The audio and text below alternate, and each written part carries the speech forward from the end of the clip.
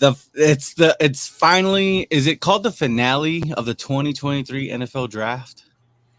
That's it, man. It's That's kind of it. like one of the moments, right? I mean, it's you build up, you're waiting for it, you put in all the work into seeing all these prospects, and man, that they just kind of like after it's done, it's just like, oh man, like I miss it, right? I miss it. And here on the East West, luckily we have a great group of I mean, talented writers, talented content creators, and this is the place to be. So stay tuned. We got the eastwestfootball.com. I know that guys are gonna be pumping out work already for the 2024 NFL draft. So all that is coming, man. It's coming already. But I know, for instance, we've all have our individual our individual um pages. I know me and you, we work on the Cowboy Cast. I know that we are all gonna break down day by day the prospects. You know what I mean? We're gonna look at them. We're gonna see exactly what they do for our teams. But we're talking all NFL right now, man. And right now, we're not going to give any grades, man, because it's too much to process. I mean, not only that, but some teams are just absolutely just nonstop in picking up undrafted free agents. And some teams, like, I think they did better. I think you're right on both what I'm about to say. I think they did better picking up their undrafted free agents than they did drafting these young men into the NFL. What do you think? No, for sure, man. It's crazy how I thought last year there was some good undrafted talent coming out, but it almost seems that if you think how many players are taken, is it 277 or something? Somewhere around that number, right? Mr. Irrelevant? But you got to think there's so much talent out there that you can only pick 277 players. And so there's so much talent that, man, there's going to be players that are not going to make it. And some of these players are starting to make these teams that are undrafted. So, everybody can say what you want, but you better have some great salesman skills to try to get these players on your team, because as you can see, like last year we had Hendershot. And if the Cowboys and the Chiefs were trying to go after him, what does that tell you about all these other players? And there's a lot of talented players right now There is a that lot. are undrafted. And so I think, man, it is crazy. And I think some of those teams probably got better just signing those undrafted players. Jerry, you're right. Yeah, I saw some notable, like for instance, I think the reason why I say that is because I think that a player that should have been drafted didn't get drafted, and I saw him sign with the Buccaneers, and that's Chase Brown. Very ultimate. I mean, he's very extremely talented running back with speed, Harv, and that's something that they have never had as far as a running. Well, they probably have had it, but I'm saying of recently, they have not had that type of running back. I think he's like 5'11", a little over 200 pounds, but man, he has that nice speed and that breakaway speed that you would like to see in a running back. So, for him to go undrafted, but he fell into a good situation, especially with Bucks. Things are changing there, and I know they got Baker, but I'm pretty sure the best way to help out Baker is by giving him a good running game. But let's talk about first impressions, right? Because I mean, that's the actual topic line, right? Because we can't give out a grade. It's unfair. We really need to break down. And that's what we're gonna do for the next until the season starts. We're gonna be breaking down these teams individually. But first impressions, I mean, it could be anything. What's your first impression of the 2023 NFL draft? I mean, for me, it's the first two, and that's the Houston Texans. It's almost like draft day where they get their quarterback and then they come back in the very next pick and take their defensive end. It's almost 49er-ish, right? Like you got your quarterback and you got your defensive end. So it's pretty crazy. And then obviously the other one is the Philadelphia Eagles, man. I mean, we won't know what impact it has not only on the Eagles, but we're talking about the NFC East, the NFC, the NFL, for just these players just sitting like they're just in their lap when it's time for them to pick. That one, and then the other one is just where these teams I don't know if it's me, but since the pandemic, it almost seems like these teams are not kind of lined up in the same view of how they see these players. As you can see, some surprise picks were taken. CD Lamb dropped. I mean, some of these players are just not. You're like, why aren't they getting selected? Maybe these teams are not on the same, or they're abreast of each other as they were before. So it's pretty interesting, man. Those are the first impressions for me. I think that you listed quite a few, great examples of this draft. I think if anything, it was the most wildest first round that I've ever experienced in recent times, but I've never seen a first round like this before. But the one thing that was a marker or a staple for this draft, and something that it did was at the conclusion of Saturday night, there was a total of 43 trades over the 3 days, man. That actually broke the record of 40 trades set in 2019. So that's something too. I mean, how many times do we see trades? I mean, it was crazy. These teams were like literally leapfrogging each other. They were giving up next year's draft picks to go and move up in the sixth, in the seventh, which is insane, to see that. But it just shows you that these teams they like a player, they're gonna go and get him regardless of what it takes. That's the one thing that we like, right? And I think if you're a if you're a specific fan of that team, that's good for your team to go and do that. But like you said, man, uh, wow, there were some teams that really went out there and they constructed a good team. I mean, but let's talk about it. So, I mean, everybody wants to go ahead and crown certain teams as they absolutely killed this draft. I mean, give me a couple teams that you think actually killed it and why. And I'm gonna name some of them. I'm not gonna name the super obvious because everybody kind of knows already.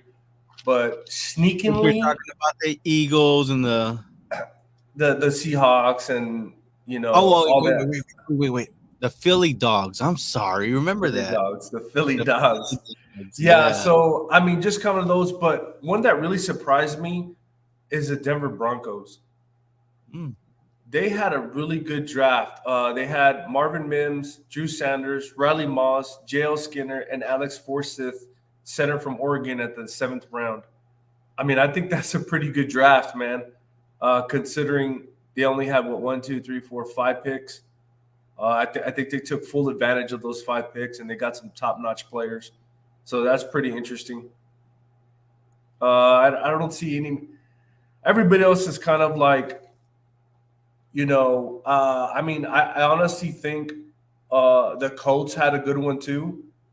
Anthony Richardson, Julius Brents, which we're really high on just because of his mold, the way he's built. Josh Downs, of course, our wide receiver that we loved on the Cowboys cast. Blake Freeland, Ada Menona, Ada Bower, I don't even know how to say his name, Northwestern defensive end. He went in the fourth. I thought he would be a third round pick, second round pick. Darius Rush. So I thought they had a pretty good draft. So those two are probably, other than the top ones, that had a pretty sneaky good draft, Jerry. Yeah, I mean, some teams really put it together. Let's give him a proper due. And just to clarify, Chase Brown, I'm sorry, was drafted. He was actually drafted. Chase Brown was actually drafted by the Cincinnati Bengals. So my bad on that one. But I will say this. I mean, some teams that of course let's give the Eagles, let's give the Philly Hot Dogs some credit here, right? Let's give them some credit, man. Howie Roseman, I don't know how he does it to. I don't know what he does. Does he have some kind of like stronghold on the other general managers where they just kind of give him the draft capital? I don't know what it is, right? But I mean, let's talk about their situation now. Are every okay? Is every single player that they drafted, are they gonna have immediate impact on that team? That's my biggest question.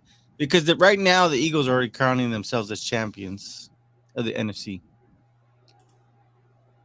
I mean, to me, I've always been thought if you're on the top of the throne, you're there until you get thrown off, man. And I think it reigns true, to be honest, because if you look at the draft, man, Jalen Carter, Nolan Smith, Tyler Steen was not talked about until the very end of the draft. So he picked up steam at the very end. So he's a really good draft pick. Sidney Brown, the safety, they kind of replaced, was it Epps and CJ Gardner that left? So that kind of gives you a replacement there. Kilo Ringo in the fourth. Why he dropped, I have no idea. I think, did they say it was medical issues, or I can't remember what it was. And then the player that I thought the Cowboys were going to draft, I thought they were going to draft either two players. That would be Clayton Tooney or Tanner McKee. And the Eagles took Tanner McKee, which I think he has a lot of upside. He just needs some time to develop. And then they got obviously Moro Ojomo, the defensive end from Texas, a little bit undersized at 273, I think. But I just think they had a good draft, man. And Wait, did the 49ers get Moro Ojomo? No, the Philadelphia Eagles did. Oh, okay. I thought it was the 49ers. My bad. No, it was the Eagles that got him. So I'm just saying, like, and not only that, Jerry, but I think at the end of it, if you think about it, they had to have this type of draft. Why? Because they've been patching up this defense. If you think about it, by free agency, and now that they have the capital, they just went all in. They went all in and they said, "Hey, these are going to be the players that are going to be from now to the future." So that's why they have the best draft, man. I mean, if you look at it, and they're drafting from back-to-back national champions, so that should tell you something. Well, says good to see you, brother. Good afternoon, brothers. I give them a B plus. Would have been an A if they hit that O line stronger. Are you talking about the Eagles or are you talking about the Cowboys? Preaching Sports Podcast. Appreciate you guys joining in. Let's talk about what I think, right? With the laughing emoji. Ringo was behavior stuff. So I think there was a mixture of both. I think there was a minor injury, and of course, I think there was some behavioral things. But let's talk about them Eagles, right? We got to give them credit where credit's due. At this point, I think there is something that they are doing that is very well. Like you said, if anything, they really did set themselves up for a rebuild. And they've literally done that in 2 off seasons or 2 draft seasons, right? No, we'll give them the credit, 2 off seasons. I think coming in, it was okay. They needed to really fix some things, right? Because they were getting older on defense and a little older on offense, on the offensive line and defensive line. And damn, they were able to address that, I think. But I do tell you this, if you are an Eagles fan, before you start parading that you guys won the draft, which you guys clearly did, you got to be patient with these players. You got to give them at least 3 years to really be able to judge the actual, to actually be able to judge if this player is going to be a great prospect. Some of this is going to be new language. I know, like you said, they've been taking away from they literally have been taking away players from national championships, almost back-to-back seasons, right? It feels like. Yeah. But getting back to it, I mean, you got to give credit where credit is due. And damn, the Eagles really rebuilt that defensive line. They added some nice pieces together. I think everybody in the NFC, not just within the NFC East, everybody in the NFC now needs to learn from Howie Roseman and make the moves, man. Make them moves. It's always nice when you have 2 first-round picks in the draft and you come off of a Super Bowl appearance. But we'll see, man. I mean, this is going to be a good test. Can these Eagles get it together? Because, I mean, last year they had a great draft too, but, a player that everybody thought that he was going to be a wrecking ball in that defense, which I'm talking about Nakobe Dean, he didn't even play a snap. So let's see if all these young men can contribute for the Eagles. Alex Lopez, first impressions, Eagles get an A+, Cowboys get a C+. Let's see how it shapes up when they play. I hope I am wrong. Alex, it's all good, man. we don't necessarily have to talk about the Cowboys right now because I think the Cowboys draft is right in the middle. Uh, I do want to give credit though. I think the Steelers matched the Eagles as far as having a great draft. I think that they were able to help out Kenny Pickett. They were able to help out both sides of the ball. I give the Cowboys a C in this draft. Honestly, they added one starter. The rest is depth players. Yeah, man, it kind of feels like the 2019 draft class for the Cowboys. It does. I never talk about other teams. My comments will always be on our team. All right, let's go. That's what I love, Jose. Or what about some teams that you look back and you're like, man, I don't know about their draft class or not their draft class. How about the approach to the draft, right? And the selections they made. In other words, I don't want to say bad drafts, but questionable selections. I What might team be wrong, and I'll eat crow if I say it, but I have to say the 49ers, man. Uh, with aside from Jair Brown and probably D Winners, I really don't know much about these players. Like, I'm just like, who did y'all draft? I might be wrong, but I think when you draft a punter, a kicker, is he a kicker? Jake Moody in the third round. I don't know. I don't know what you're trying to do, to be honest. Uh, I don't know. I don't want to get a draft grade, but it doesn't look too good. And I believe some of the Niners actually agree with me because some of them put what they put was on social media was a D minus. That was the consensus. So that should tell you something because I don't think they had a very good draft. Well, I think that there's a couple of teams out there that kind of gave you that questioning, right? Like, what were they doing, or what was the game plan? Coming into their draft. How was it planned out? With the Cowboys, I know we were talking about the Cowboys briefly there, but what we've learned personally is Will McClay, for whatever reason, he just knows how to find these players, and sometimes we're like, who the heck is this Tyler Smith kid? And boom, look at him. He's the future starting left tackle Yeah. for the Dallas Cowboys for 10 years now. So I'm so Go ahead. so I would tell you, Jerry, like I said the Niners, right? But you know who I expected to have the worst draft probably because of the amount of picks they had was the Cleveland Browns. Man, they killed And it. and even they even they had a good draft class with Cedric Tillman, Saki Ika. They had DeJuan Jones in the fourth, Isaiah McGuire, the defensive end from Missouri. They had DTR from UCLA. They had Cameron Mitchell, the cornerback, and on the sixth round they took Luke Wimpler, the center from Ohio State.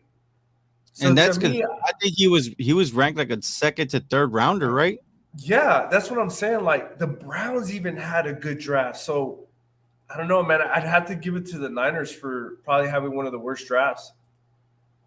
Well, I don't want to say the worst drafts, Not the but worst, but I'm saying it wasn't very good. let's get a little caught up here. Uh Preaching Sports Podcast. No one cares about the Eagles. The Philly hot dogs, man. That's what they're called. Love the Giants, Lions, and Seahawks drafts. Chiefs drafts was sus. Ooh. You know what? I would say this: they had opportunities to really add a skill position. I think, especially in the first round, Harv, and They they didn't take did. advantage. But I will tell you this: I understand what they're trying to do, right? Because obviously, we know defense helps you win championships, and of course, you need to stop the run, especially when you're facing off somebody against like the Eagles and whatnot. Ramiro Zuniga says, in my opinion, I didn't like a lot of the drafted players, but Will McClay and his scouting department do an excellent job, which is kind of like a point that we make. And Will McClay, we trust, man. I mean, it literally is that. I mean, in Will McClay, we trust. I'll give you a team where I said, okay, I like their first pick, but after that, they kind of they disappeared. Like it just didn't. I really didn't understand it. There was another player that I did like, but I'm gonna say the Washington Commanders. Harp. I like the prospect Emmanuel Forbes. But after that, I think that they started kind of reaching, especially when they got. I think the defensive back, Jartavius Martin. Then they got a guard, Ricky Stromberg, and then I did like the Braden Daniels. He was another offensive lineman, and then they went edge rusher, and then they went a running back, and then they went with another edge rusher. But the thing is, the Commanders have that opportunity to actually punch in and get into the playoffs, and I just don't know if that's going to be enough, right? Because when you're looking at the draft, you're looking to see if you can find a rookie that can fit your scheme and make an immediate impact. Am I right or am I wrong in this case? No, you're right, Jerry. The other thing is what's interesting to me, right?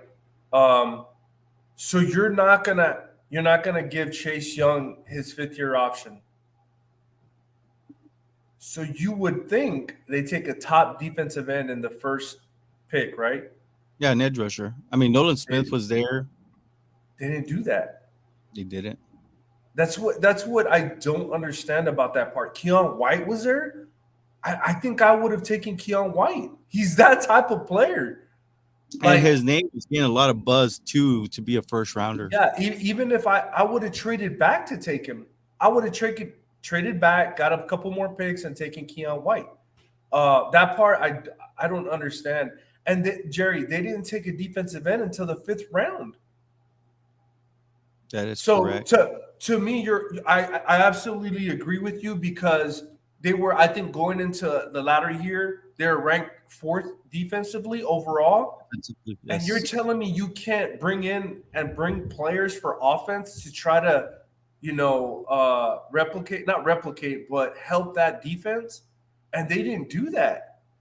They got to a center and an offensive guard and a running back. Like, that doesn't move the needle for me. So you're right, Jerry. That's what I'm saying. Like the Commanders, you have a great opportunity here, and let's get a little caught up with some of the Preaching Sports podcasts. Commanders needed offensive help. Yep. I mean, they did. I know that Sam Howell. I mean, he had that one game, that one opportunity against the Cowboys, and hey, he looked good against the Cowboys, but the Cowboys were struggling. I think with injuries at that time. They didn't really have the interior of the offensive of the defensive line. Jonathan Hankins didn't come back until the playoffs, and then of course the Cowboys were trying to figure out the cornerback position, and they were getting exposed there. But Sam Howell definitely has a talent. But going back to the Commanders, right, Jerry? They took Emmanuel Forbes, the next offensive player, so you understand what they missed out on. Was right after that, offensive players were Jackson Smith-Njigba, Quentin Johnson, Zay Flowers. Literally, these guys were taken 20, 22, 23, 24. Quentin Johnson, Zay Flowers, Jordan Addison, all 4 in a row, back-to-back. And a pick later, after the Giants, Dalton Kincaid with the Bills. So 5 offensive players were taken, and you're telling me you couldn't take one of those guys at 16? To help your offense? Then I think supplement your defense? I think honestly, a Dalton Kincaid would have helped out Sam Howell in his maturation, man. I'm just saying it doesn't make any sense to me. I mean, I know Emmanuel Forbes is a nice prospect, but damn, like Preaching Sports podcast, Commanders need offensive help, even if it's on the offensive line. I know the running backs went early, right, with Jahmyr Gibbs. I wasn't expecting Jahmyr Gibbs to be in the top 20. Bijan Robinson, I know at the very end we started hearing 8 to the Falcons, and it actually manifested itself. And Jerry, so imagine if they would have taken a receiver in first round, right? Right before their pick, they could have probably moved up to get somebody. The New England Patriots took Keon White right before they took Jarvarius Martin. They could have really helped themselves out there. Because, I mean, as it is, Montez Sweat, he's up for a contract negotiation. Yep. And so is who's the other one? Jonathan Allen, isn't he up for a contract also? A re-up on his contract? Yeah, the other thing is, even if they wouldn't have taken one of the wide receivers, if they would have taken Keon White in the first round, they still had behind them, they still could have taken a Jaden Reed from Michigan State. They still could have taken that receiver, Rashid Rice, right behind him. Like, they had Marvin Mims. Like, it just doesn't make any sense, man. You're right, Jerry. Yeah, so I think the Commanders kind of they could have helped themselves a little bit more. I think in this case, it's just one of those things. And there's other teams out there that had questionable drafts as well. But again, it's still relatively early. Like I said, we got to give these prospects 3 years to really see their development and whatnot. How about the Packers, Harv? I mean, that's another team. Uh, The why don't they? Packers. Why don't they? Why do the Packers continue to use first round picks on defensive players? I mean, you would expect that defense to be a top 5 defense in the league with all the first rounders they have, and they go and they grab edge rusher Lucas Van Ness. Then they draft a tight end Luke Musgrave. Then they get Jaden Reed, like you said. Then they get another tight end Tucker Kraft. Then a defensive tackle. They got a quarterback.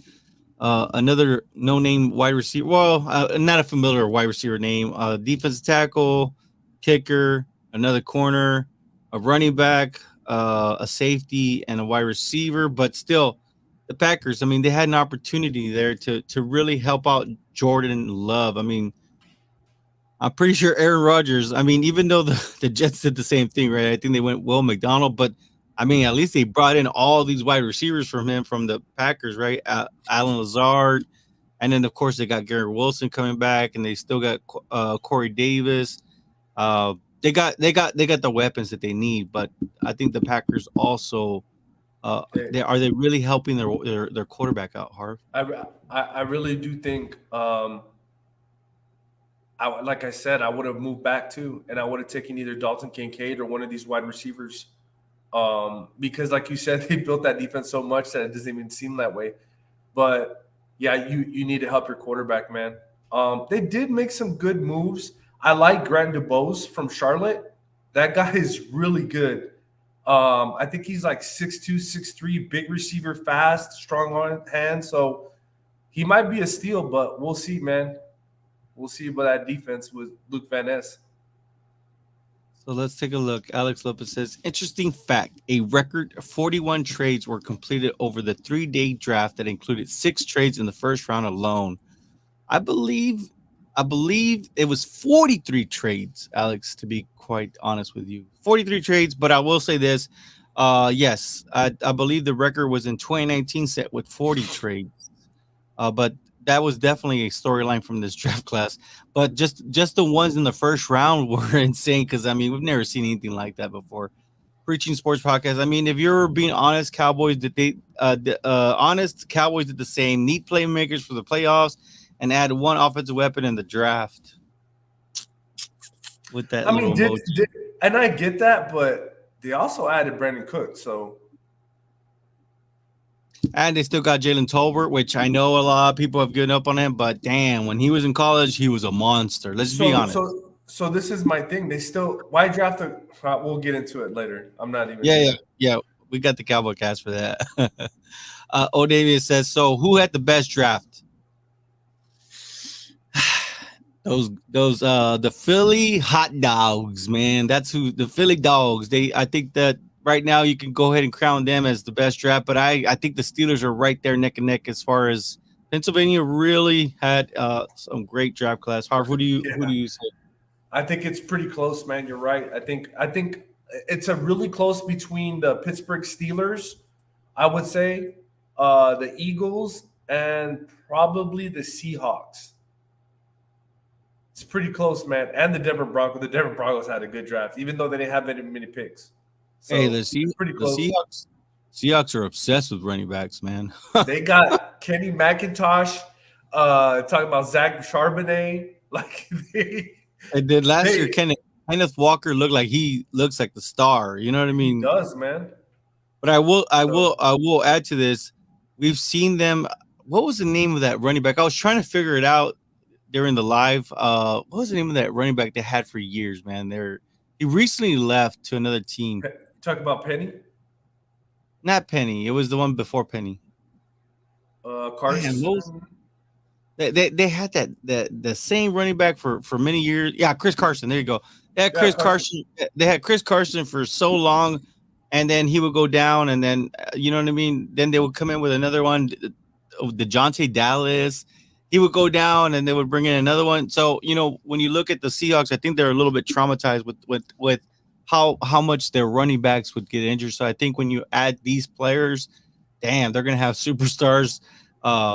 First they're gonna they're gonna have superstars all over. I think with Kenny, he's a little bit more of a very he's just a weapon. I think that you can use him in the passing game as much as you can in the rushing game. So um I know a lot of people like the Seahawks. I think they did really have a good I draft think too. I think a dark horse for their team, the player that they pick, honestly, is going to be Cameron Young, the defensive tackle from Mississippi State. I think Hmm. he's going to be very good for them, man. Honestly, We'll see, man. We'll see on that one. Jets got Izzy, right? I Israel know. Oh my God. got an offense now. I mean, that's what, three running backs now? Because I mean, they got what, Brees Hall, Yep. James Roberson. Is he still there? Is he? I know he got traded from the Jags. I think he is with the Jets. I think he still has to be. I think he was still under that because I'm what is that, 4-year contract? Yeah. I think Seahawks won the draft. That's by O'Damian. Yeah.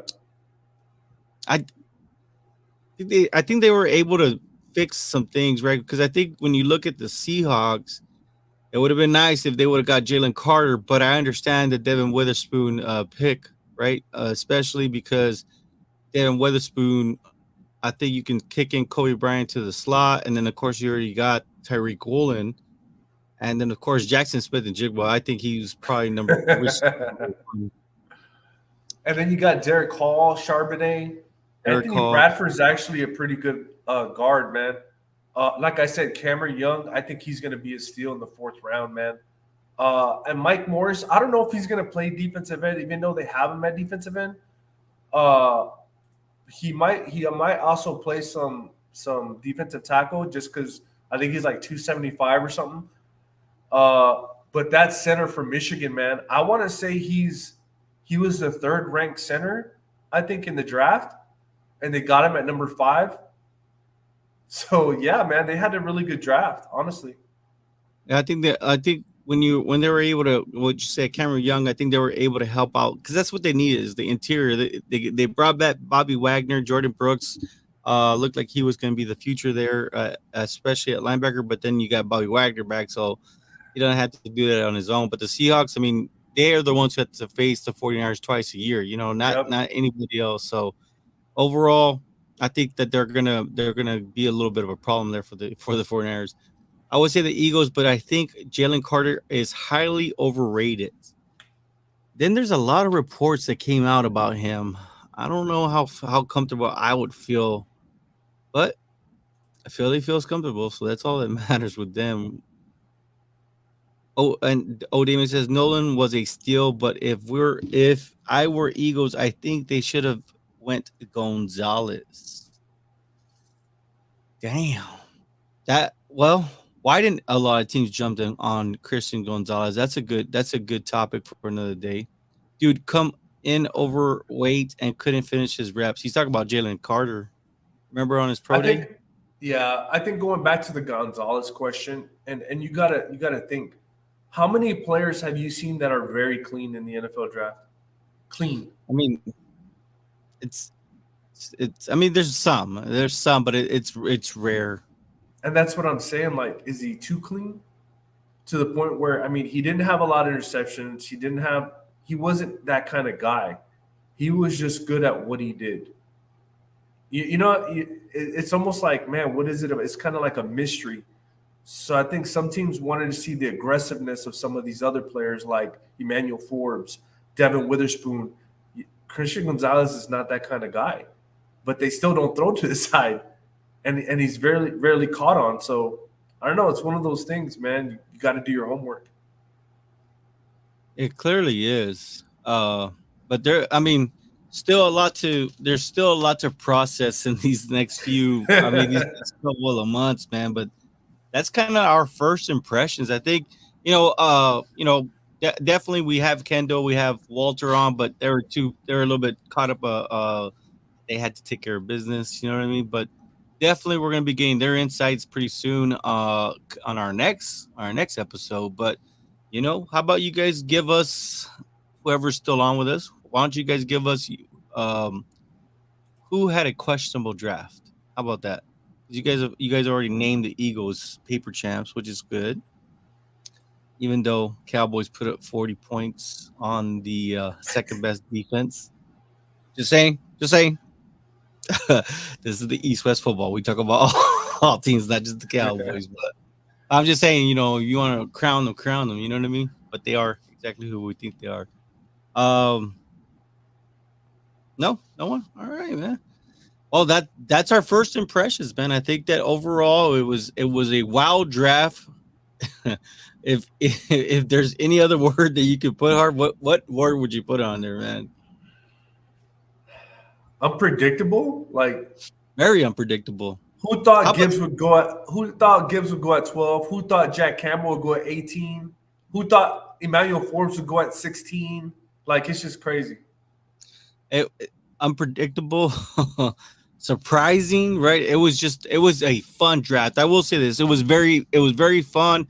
It was a roller coaster, especially for a lot of teams that just stayed put and just stuck to wherever they were at. They didn't go up, they didn't go down. But dang, man, I mean, it was a fun ride. That is for sure. It was a fun ride.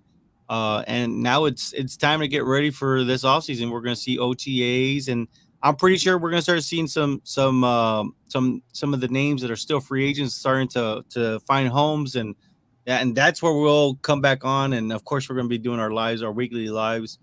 When's our next show, Harv? Tuesday. Keep an eye out for us on Tuesday.